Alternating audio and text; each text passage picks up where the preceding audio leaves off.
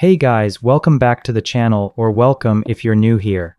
Go ahead and grab a snack, make yourself a coffee, and get comfortable, because today's story time is, wow. It is heavy, it is emotional, and honestly, it is something I think literally every single girl out there needs to hear.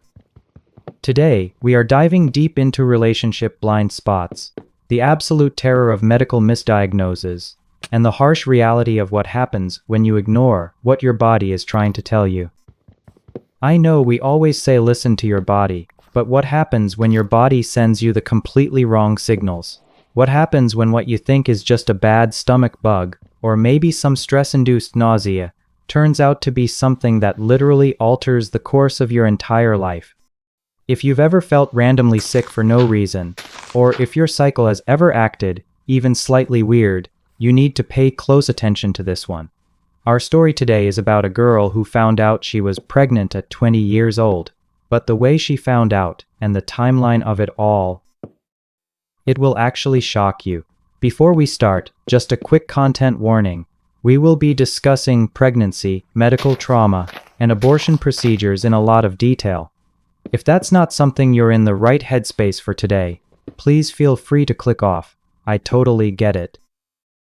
But if you're ready, let's get right into it. Alright, so let's set the scene.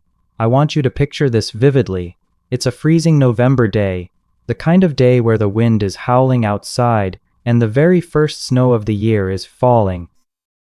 Our main girl, for the sake of privacy, we are going to call her Chloe, is sitting in her cozy college lab room. She pulls out her phone to FaceTime her parents. They are doing that typical, super sweet parent thing. Her mom asks, "Hey honey, when are you coming home for the holidays? It's getting so cold, your dad is worried sick that your stomach issues are going to flare up again. He's been talking about it all day." As she says that, Chloe's dad leans into the frame smiling. It's just this incredibly warm, loving family dynamic. Chloe tells them not to worry, she's doing fine. Right at that exact moment, her boyfriend, Ashton, walks into the frame. He's carrying a steaming cup of hot water for her. He leans into the camera and says, "Hey Mr. and Mrs. Smith. Don't worry, I'm keeping her company while she writes her lab report. I'm making sure she doesn't eat any random junk food that'll upset her stomach." In that specific moment, looking at the snow falling outside, seeing her adoring parents on the screen, and feeling the warmth of her boyfriend of 6 years right beside her, Chloe literally feels like she is wrapped in a blanket of love. She feels like the luckiest, happiest girl in the entire world. Everything is picture perfect, but to understand how much she had to lose, we need to rewind to where this all started. Let's jump back a few years. Chloe was a 2001 baby, born into a wonderfully harmonious, middle-class family. Her mom was a mid-level manager at a private company, super busy, but always incredibly supportive and attentive to Chloe's personal growth. Her dad worked at an engineering firm, and he was the glue of the household. He handled all the daily chores, the social obligations, and oh my god, the man could cook. Every single day after school, Chloe would walk into a house that smelled like amazing home-cooked food.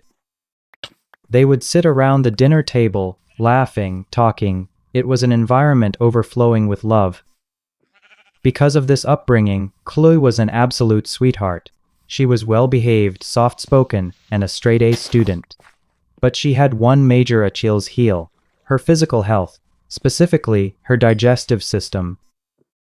If she ate anything too greasy, too spicy, or too cold, she would instantly feel sick. Fast forward to 2017. Chloe gets into the top-tier local high school. Sophomore year, they shuffle the classes around, and a guy named Ashton walks into her life. The very first time she actually noticed him was during evening study hall. Chloe was completely buried in her homework, head down, stressing out. Suddenly, someone taps on her desk. She looks up, and there's this guy, thick eyebrows, big bright eyes, wearing half-rimmed glasses. He gently places 2 cartons of strawberry yogurt on her desk and says, "Hey, I just went to the campus store. Got one for you and one for your seatmate." Just like that, The boring, stressful study session suddenly had a little bit of strawberry-flavored sweetness. Chloe thanked him, and from that day on, she started paying attention to him. Ashton was about 5'11", a little bit on the stockier side with the most genuine, kind smile you could imagine.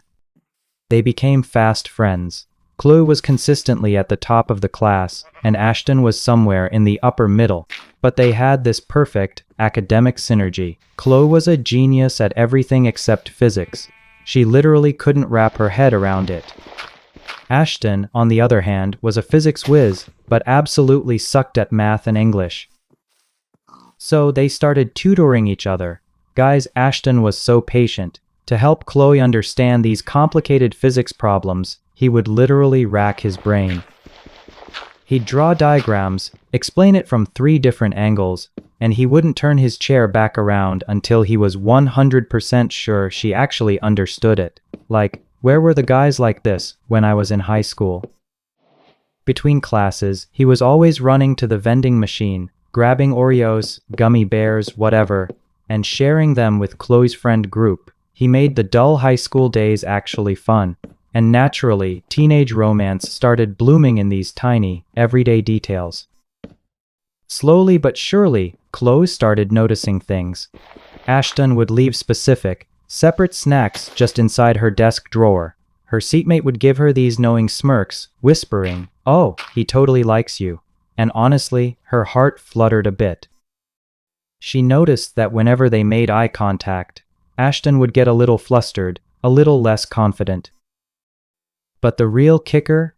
When Ashton found out that Chloe loved snacks but suffered from terrible acid reflux afterward, he stopped bringing her junk food. Instead, he started bringing a thermos of hot water specifically for her to drink to settle her stomach. Like, the level of observation and care. Insane. Then, one Monday morning, the snacks in her desk were replaced with a piping hot breakfast and a packet of tissues that had little romantic quotes printed on them. That was the confirmation. He liked her. Chloe had feelings for him too, but she was hyper-focused on her future. She pulled him aside and said, "Ashton, I think you're great. You're so fun to be around. But right now, our absolute top priority has to be studying. We can't afford to get distracted. Please don't bring me food anymore." Do you know what this guy did? He kept bringing the hot breakfasts. But he looked at her and said, "Chloe, I'm not doing this to force you to be with me. I do this because I just genuinely want to take care of you. Please don't feel any burden from this. Okay?" No pressure. No guilt tripping. Just silent, unwavering care. Hearing that, all of Chloe's anxiety about the relationship just melted away. He respected her boundaries. He didn't distract her from studying. He just made sure she had hot food and scented tissues. When her stomach was acting up, he would even bring bland, home-cooked meals packed in Tupperware that his own mom had made, just so Chloe could eat safely. He became like her family at school. During senior year, Chloe casually mentioned that she always envied girls who got big, romantic confessions. Ashton remembered that. With the college entrance exams less than a year away, he gathered all their friends, bought pink candles and flowers, and formally confessed to her. He looked her in the eyes and said, "We have 200 days left until the exams. If I work my absolute hardest and get into the same university as you, will you consider being my girlfriend?" With tears in her eyes, she hugged him and said yes. She had already fallen deeply in love with this gentle, attentive boy. So, Ashton studies like a maniac. Summer of 2020 arrives, and he actually does it. They both get accepted into a phenomenal university in their city. Suddenly, they are college students. Chloe is totally overwhelmed by the transition, but Ashton has it all figured out.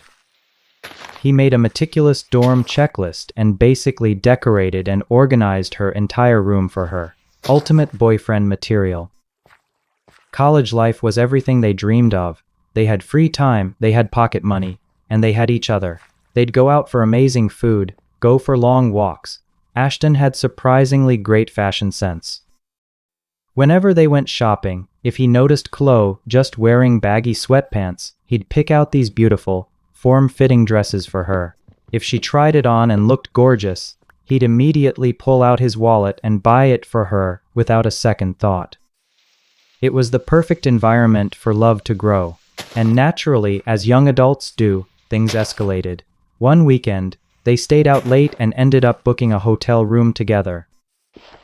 That night, lying next to each other, feeling their hearts pounding out of their chests, these two 18-year-olds finally talked about it. Ashton was incredibly gentle. He told her he completely respected her pace and would only do what she was comfortable with. Chloe buried her face in his chest. In that moment, she didn't fully grasp the weight of what they were about to do, but she knew that if it was Ashton, she wanted to. They gave themselves to each other. It was clumsy, it was innocent, and it was rushed. And because Ashton had absolutely zero experience, he didn't put the protection on right away.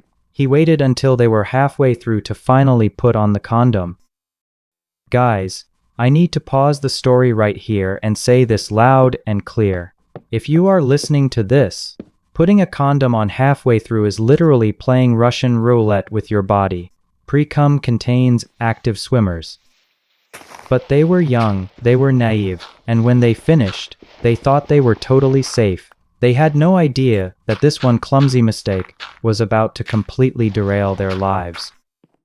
So let's fast forward a couple of months. It is early December. One morning, Chloe wakes up, sits up in bed, and a sudden violent wave of nausea hits her. She sprints to the bathroom and just starts dry heaving. This wasn't her usual acid reflux. This was intense. Her roommates are super concerned, thinking she ate something bad. Ashton, being the guy he is, immediately skips class and brings her a warm bowl of vegetable soup. But guys, it was so weird. The soup smelled fine, but the second she looked at it, she started gagging again. Unless she was lying completely flat on her back, the nausea was unbearable. By the afternoon, she was running a fever of 99.5. She refused to go to the hospital at first, thinking she could just sleep it off. But the next day, same thing. She hadn't eaten a single bite, but she was throwing up pure stomach acid. She was so weak she could barely stand. Ashton finally takes her to the gastro clinic. They run blood tests, but everything comes back totally normal. The doctor just gives her some stomach-coating meds. But the throwing up didn't stop. Chloe's parents were calling her every single day, freaking out. Finally, she takes a leave of absence and goes back to her hometown to rest. Her dad takes her to a local doctor. The doctor asks a crucial question: when was your last period? Chloe thinks for a second. My cycle is always kind of irregular, but I actually just had it a few days ago. Hearing that, the doctor completely rules out anything pregnancy-related. He confidently diagnoses her with acute gastrointestinal dysfunction, basically a nasty stomach bug, and puts her on IV drips. She spends the next 2 weeks at home, recovering, surviving on thin soup. In less than half a month, she lost 10 pounds. She looked completely hollowed out. But eventually, the vomiting stopped and she went back to campus for her final exams. Now it's mid-January. Exams are mostly over. Chloe, Ashton, and some friends decide to celebrate by going out for hot pot. Because of her stomach, Chloe is playing it super safe, only eating the mild, non-spicy broth. But literally the second they step out of the restaurant into the cold air, she crouches by the side of the road and starts violently throwing up again. Ashton is right there, handing her tissues, rubbing her back. One of their friends hands her a water bottle and just casually jokes, "Bro, if a stranger saw you right now, they would 100% think you're pregnant." Guys, that one sentence dropped like a nuclear bomb in Chloe's mind. She froze. She suddenly remembered all those TV shows where the female lead finds out she's pregnant because she can't keep her food down. She starts trembling. Ashton sees the sheer panic on her face and immediately tries to comfort her. "Babe, let's not scare ourselves. We've only stayed overnight like 3 times total. Plus, you literally just had your period last month. It's impossible." He was right. She did have her period in December. And unlike morning sickness where you're grossed out by food, Chloe was actually craving food. Her stomach just rejected it. But just to completely kill the anxiety, Ashton runs straight to a pharmacy and buys 2 pregnancy tests. "Just take them both," he says, "then you can stop worrying." They get back to the dorm. Chloe locks herself in the bathroom. Her hands are shaking. She reads the instructions, pees on the stick, and waits. As the liquid travels up the test window, her heart stops. 2 pink lines. Bold. Unmistakable. Her blood runs completely cold. She grabs the second test. It's the exact same result. In fact, the lines on the second one are even darker. She is hyperventilating. She snaps a picture of the tests, shoves all the trash into a bag, and runs it out to the dumpster outside so her roommates won't see. When Ashton sees the photo, he is completely stunned. He texts back, "Could it be a false positive? You don't have any other symptoms. Let's just go to the hospital tomorrow morning." Neither of them slept a single wink that night. The next morning, they are sitting outside the OB/GYN clinic. Chloe's palms are sweating. When the blood test results come back, the doctor doesn't even hesitate. "You are definitely pregnant. Your HCG levels are over 20,000. Now, I need to pause and explain this, because this is where the medical stuff gets crazy. HCG is the hormone your body produces when you're pregnant. Think of pregnancy like an Amazon order for a baby. The HCG level is basically your tracking number. If it says 0, there is no package. But an HCG of 20,000 means the merchant has accepted the order, packed it, and it is fully in transit. Chloe is crying at this point. She looks at the doctor and says, "But that's impossible. I literally just had my period last month." The doctor just shakes her head. "HCG doesn't lie, sweetheart. What you thought was a period in December, that was likely implantation bleeding or a threatened miscarriage. Your uterine lining shed a little bit, and because it happened right around the time your period was due, you mistook it for a regular cycle." Chloe's entire world just collapsed. The period was fake. She begs the doctor for the abortion pill. She just wants to take it, go hide in a hotel room with Ashton, and pretend this never happened. But Ashton immediately shuts that down. He says, "No, I am not risking your life in a hotel room. We are doing this safely in a hospital." So she goes down the hall for a transvaginal ultrasound. And guys, this is the plot twist no one saw coming. The doctor looks at the ultrasound scan, turns to Chloe, and says, "You cannot use the abortion pill. You are already 3 months pregnant."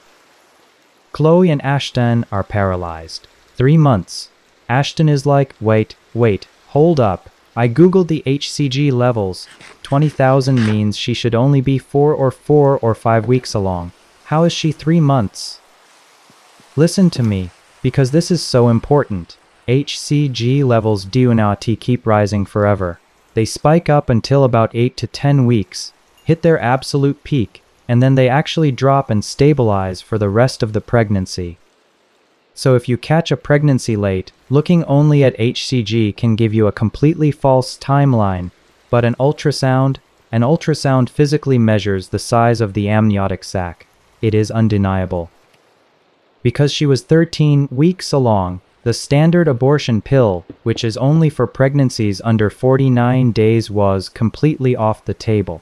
A standard DNC was too dangerous. She had to be admitted to the hospital for a full medical induction. Basically, they had to induce labor. The reality of hospitalization meant they could no longer hide this. Chloe's mom calls her to ask when she's coming home for winter break. Chloe breaks down sobbing. "Mom, if I made a really huge mistake, would you still love me?" Her mom immediately knows something is terribly wrong. She rushes to the dorm. The car ride home is dead silent. Chloe is terrified her parents hate her. But her mom just says, "I will never stop loving you. I just need time to process this. We will handle it." Ashton's parents are incredible about it. They come over immediately. They don't make excuses. They bring gifts, they bow an apology to Chloe's parents, and they take full financial and logistical responsibility. They pull strings to get Chloe a bed at a top-tier hospital the very next day. But Chloe is drowning in trauma and resentment. She texts Ashton that night, "After I get out of the hospital, We are breaking up. Ashton replies instantly, I do not agree. I know this is my fault. You can yell at me, you can hit me, but please do not punish us by throwing our relationship away. I am not leaving your side. The next day, Chloe is admitted. The process starts. The nurse inserts a medication into her cervix. This pill is designed to block pregnancy hormones and soften the cervix. By that night, Chloe is in agonizing pain. But it's not her stomach, it's her chest. Her breasts are swelling and throbbing so badly she can barely breathe. Why? Because her body was preparing to produce milk. When the medication suddenly cut off the pregnancy hormones, her breast tissue didn't get the memo right away. It's like a bakery that got an order for 1,000 cupcakes. The baker starts mixing all the dough and yeast. Suddenly, the order is cancelled, but the dough is already in the bowls, expanding and overflowing. That's what her body was doing. On the third day, she takes the final pill, which induces contractions. Within 20 minutes, a rhythmic, dragging pain hits her lower abdomen. The nurses tell her she has to get out of bed and walk around. Lying down doesn't help, because there's no gravity. Walking forces the weight of the amniotic sac to press down on the softened cervix, forcing it to open. The pain is blinding. Every step feels like her insides are being ripped downward. Finally, she rushes to the bathroom. With her mom holding her up, she feels something heavy pass, along with a rush of bleeding. She thinks the nightmare is over, but it wasn't. The nurse checks and realizes the tissue didn't fully detach. It was stuck halfway. The nurse literally has to put on a glove and manually pull it out. And to make things infinitely worse, the ultrasound showed that Chloe had uterine adhesions, basically scar tissue, making the walls of her uterus stick together like a spider web. They had to wheel her into an operating room for an immediate DNC, dilation and curettage, to scrape the uterine walls clean. Chloe described this as a demonic level of pain. She could feel the scraping tool moving inside her, and weirdly enough, she felt this intense, painful pulling in her rectum. Why? Because the uterus and the rectum are packed tightly right next to each other in the pelvic cavity. When the doctor forcefully scraped the uterine wall, it physically pulled on her bowel muscles. She was crying uncontrollably until it was finally over. When they wheeled her out, her dad, this strong, silent man, was standing in the hallway, completely broken, unable to even speak. Ashton carried her back to her bed. She stayed in the hospital for a whole week. When she was discharged, Ashton's mom tried to hand Chloe's mom a massive envelope of cash for recovery nutrition, but her mom politely gave it back. The adults handled the trauma with so much grace, focusing entirely on Chloe's healing. But mentally, Chloe was shattered. She developed severe PTSD around intimacy. She was terrified of ever being touched again. But Ashton, he sat by her bed and made a promise. I am so sorry I put you through this. I will never bring up intimacy again. I will prove to you that I love you for you. I just want to stay by your side. And guys, he kept that promise. For 5 entire years. 5 years of sleeping in the same bed, holding her, and never once crossing the line. He cooked for her, helped her gain back the 30 pounds she lost, and patiently waited for her to feel safe again. Today, 6 years later, they are in grad school together. They are planning to get married after graduation. Chloe is finally fully healed. They have resumed a physical relationship, but they use strict, double-checked protection every single time. Before we wrap up, Chloe wanted me to pass on a few vital messages to you guys. Number 1. Sex education is everything. If they had known how biology actually worked, they wouldn't have made that mistake. Number 2. Putting a condom on halfway through is literally worse than doing nothing, because it gives you a false sense of security. Wear it from the start, and check it with water afterward to make sure there are no micro tears.